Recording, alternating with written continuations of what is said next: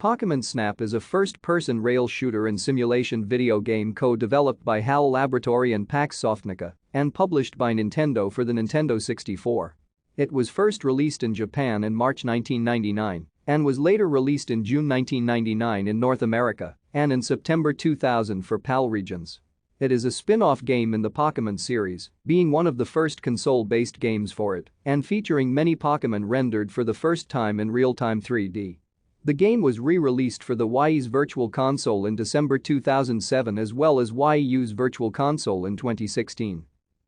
Originally announced as a Nintendo 64 DD title, development of Pokémon Snap was moved to the Nintendo 64 due to the 64 DDS delays.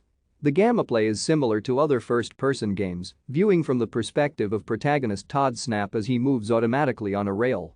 The objective of the game is to take pictures of Pokémon using items such as apples and pester balls to achieve better shots. After each round, players are judged based on the quality of their photos. Thank you for watching. Like and subscribe if you would like to view more of our videos. Have a nice day.